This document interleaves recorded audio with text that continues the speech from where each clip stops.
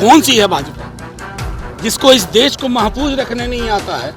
मणिपुर जल रहा है, एक शब्द नहीं बोला प्रधानमंत्री ने। प्रधानमंत्री जी तो सूरज पूरब में उगेगा कल, यकीन मानिए वो दिन भी आने वाला है। वो कहेंगे मैं हूं तो सूरज पूरब में उग रहा है। किसी का बयान उठा के ले आइएगा, कहिएगा आपराधिक घटना हो रही है। आप नहीं तो सम्राट चौधरी जी को कुछ पुराने बयान दिखा दूं, मैं दिखा दूं उत्तर प्रदेश में क्या हो रहा है।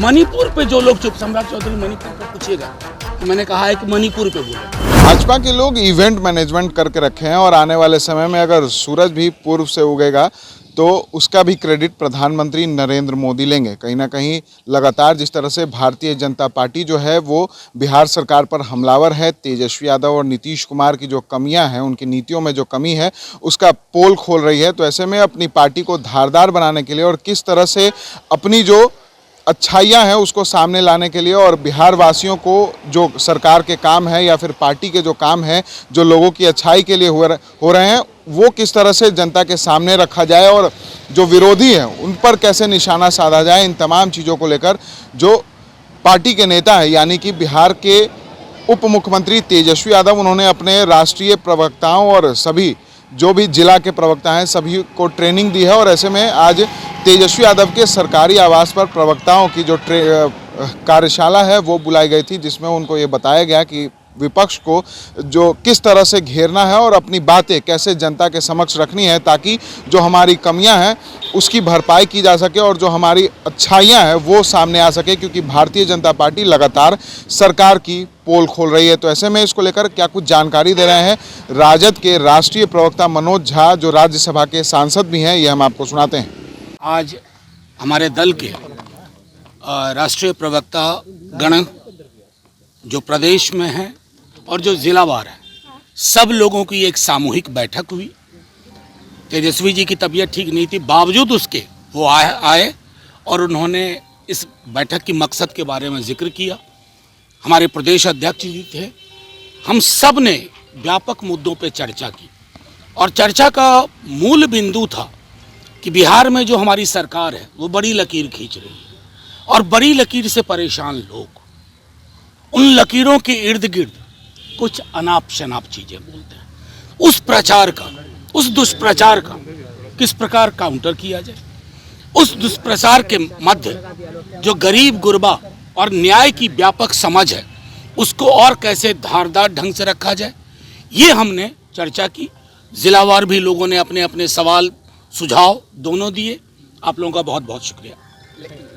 ये सब काम आने वाला नहीं है, जनता समझ चुकी है आप लोग। नहीं, भाजपा कह रही है तो ब्रह्म वाक्य है। हाँ? भाजपा में क्या कह रहे हैं? कौन सी है भाजपा जिसको इस देश को महफूज रखने नहीं आता है?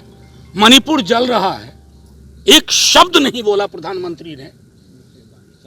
वो तो कहिए ऊपर वाले की कृपा थी, कुछ टनल से मजदूर के निकलते वक्त झंडा लेके नहीं पहुंच गए वहां। इवेंटबाजी करने वालों के सवाल से हम दूर रहते हैं। कौन? अरे तो प्रधानमंत्री जी तो सूरज पूरब में उगेगा कल, यकीन मानिए वो दिन भी आने वाला है। वो कहेंगे मैं हूं तो सूरज पूरब में उग रहा है, मैं ना होता तो पश्चिम में हूं। हाँ, और आज हम लोगों के लिए हमारी मीटिंग की शुरुआत हमने एक अपने बहुत मुखर वरिष्ठ साथी को खो दिया, देव मुनि जी को हमने खो दिया।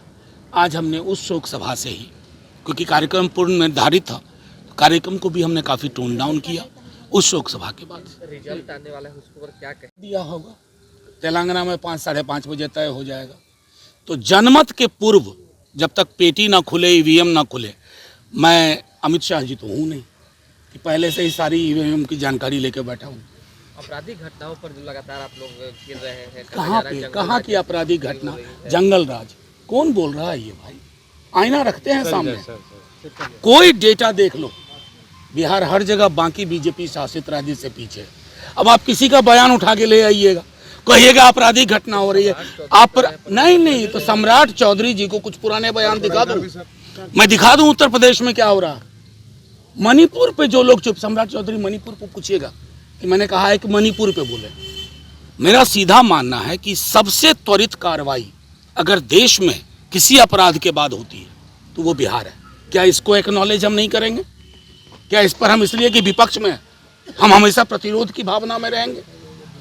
एक कंस्ट्रक्टिव अपोजिशन का रोल होता है, जो शायद मैं समझता हूँ सम्राट जी नहीं जानते। लगता है एक अंतिम सवाल है, तेजस्वी यादव को कहीं ना कहीं फंसाने की कोशिश हो रही है, क्योंकि लैंड फोर्स जॉब मामले में अरे नाम आया एक है, बात यार, जेल जाने की बातें आ आपको रही हैं। उतनी जानकारी नहीं है जितनी हमें है। थोड़ी हमें इतनी जानकारी है कि तेजस्वी जी इनके गले का फांस बन गए।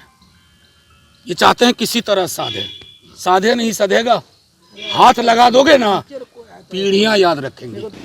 सीधे तौर पर राज्यसभा सांसद मनोज झा ने सीधे तौर पर बताया है कि जो बैठकें हुई हैं उसमें तेजस्वी यादव ने कई सारे बातें हम लोगों को बताई है, तो वहीं साथ ही साथ उन्होंने केंद्र की सरकार पर भी जमकर निशाना साधा और साफ कहा है कि ये लोग इवेंट मैनेजमेंट किए हैं और सिर्फ क्रेडिट लेने का काम करते हैं, चाहे वो मजदूरों को टनल से निकालने की बात हो या फिर सूरज के पूरब में उगने की बात। इनको हर चीज़ में क्रेडिट ही चाहिए, लेकिन इनसे कुछ होने वाला नहीं है। जनता हर कुछ समझ चुकी है और 5 राज्यों के चुनाव के परिणाम इसको साबित भी कर देंगे। Vishal Bhardwaj, NBC 24 news, Patna.